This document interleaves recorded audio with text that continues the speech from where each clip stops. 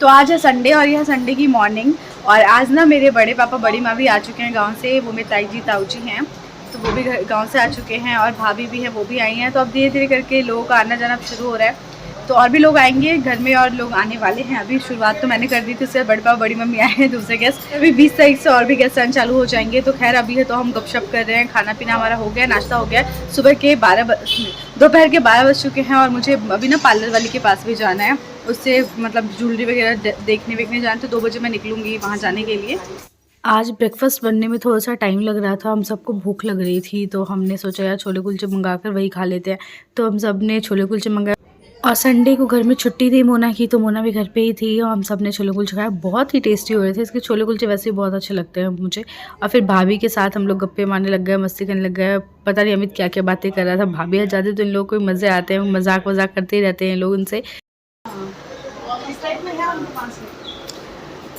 पिछली बार आई थी तब चाची ऑनलाइन थी। मैं चाची आ रही है शादी में, पता नहीं, उनका तो नहीं पता है।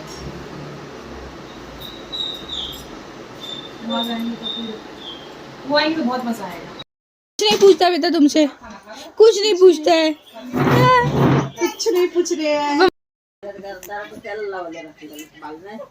आ करो आ विदेक, आ करो।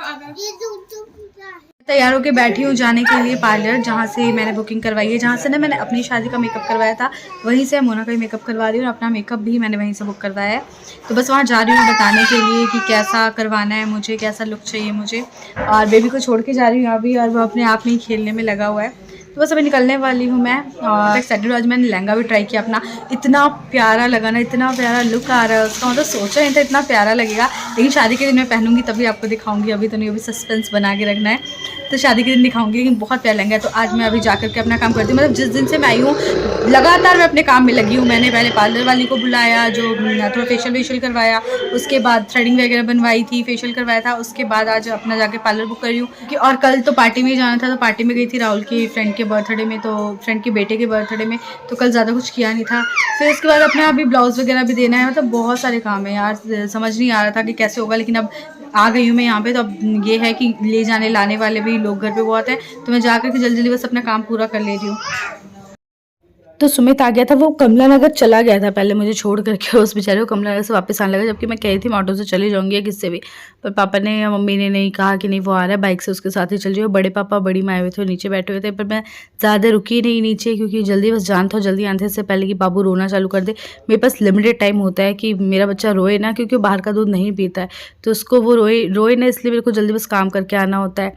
तो हम लोग निकल गए ना। फर्स्ट टाइम मैंने देखा कि हमारे यहाँ से एक रोड क्रॉस करने का टनल बन गया है नीचे से अंडरग्राउंड, जबकि पहले मेरे लिए बहुत रिस्की होता था। यहीं पे मेरा एक्सीडेंट भी हुआ था एक बार रोड क्रॉस करते हुए, क्योंकि बहुत बिजी रोड है वहाँ का।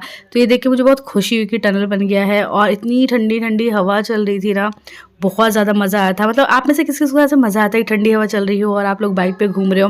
मुझे तो बहुत आता है। शाम का टाइम होता है, इस टाइम शायद 4:30 बज रहे होंगे। 4:30 बजे मैं निकली थी घर से, और ठंडी ठंडी हवाएं चल रही थी। मतलब मौसम ऐसा है, ना ज़्यादा गर्म है ना ज़्यादा सर्दी है। तो मेरे लिए तो बहुत ही बेस्ट मौसम है। मुझे बहुत पसंद है ऐसा मौसम। मुझे क्या, बहुत लोगों को पसंद होगा ऐसा मौसम।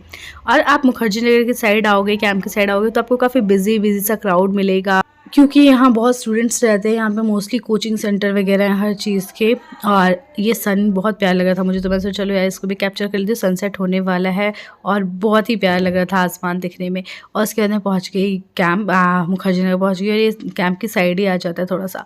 तो मैं उधर गई, क्योंकि मोना सब खड़े थे पार्लर की, जहाँ हमने पार्लर बुक किया उसके बाहर। उसके बाद मुझे उनके पास जाना था। सुमित ने मुझे यहाँ छोड़ दिया। उसके बाद वो भी अपनी कुछ शॉपिंग कर रहा है। शॉपिंग तो सबकी ही चल रही है, मतलब शादी है दैट मीन्स ही शॉपिंग, शादी खर्चे शादी शॉपिंग, यही होता है बस।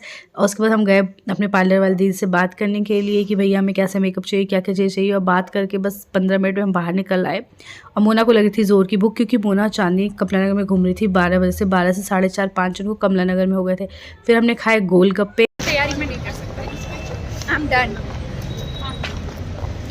After long time. शायद पहली बार हम सब ऐसे घूम रहे हैं यहाँ पे, है ना। फ्रेंड्स के साथ तो बहुत बार घूमे, लेकिन बहनें कभी ऐसे शॉपिंग करी नहीं। पापा भी नहीं देते, कह रहे पापा आने नहीं देते। उसके बाद हमें दिखा मोमोज़, और मोमोज़ तो मुझे इतना एडिक्शन है, आप कभी इसके लिए मना कर ही नहीं सकते। और यहाँ पे तो इतने अच्छे मोमोज़ देता है। जब मैं कॉलेज टाइम में यहाँ पे आती थी या वैसे भी घूमते फिरते कभी पहुँच जाती थी, खाती हुई रहती थी मोमोज़, तो मुझे ना वही पता है कि टेस्ट अच्छा होता है, तो मेरे को रुका नहीं गया। उसका दुपट्टा लिया मैंने, और दुपट्टा लेने के बाद ऑटो किया हमने, ऑटो, और करीब शाम के 5:30 बजे हम निकल गए घर के लिए। वैसे मेट्रो स्टेशन के पास काफ़ी खाली खाली सा लगा था, जो कि भरा रहता है। तो दोस्तों शॉपिंग हो गई पूरी, पार्लर में बात कर आए हम, अब जा रहे हैं घर की तरफ। मोमोज भी खा लिए, गोलगप्पे भी खा लिए, मज़ा आ गया। बच्चे होने के बाद ना, और जब बच्चे छोटे स्पेशली, तो हम ऐसी लाइफ के तरस जाते हैं कि अकेले बाहर घूमें और अपना जो काम है वो कर लें, थोड़ा सा फ्रीडम मिले हमें, बच्चा टांगे ना हो, गोद में बच्चे की कैंकू ना चल रही हो, या किसी जिम्मेदारी में ना बंधे हो कि हमें ये करना है वो करना है। कभी कभी जिम्मेदारियों से मुक्त, अपनी बच्चों की सबकी जिम्मेदारियों से मुक्त अपनी लाइफ की जो ये फ्रीडम मिलती है ना, मैं बता नहीं सकती कितना अच्छा लगता है। क्योंकि हमें जब फ्रीडम मिली रहती है हम उसकी वैल्यू नहीं होती है, जब वो छिन जाती है तो बहुत ज़्यादा वैल्यू होती है। बर्बाद लग रहे हैं, थके हारे, हम थके हारे लग रहे हैं। बहुत सी चीज़ें यहाँ पे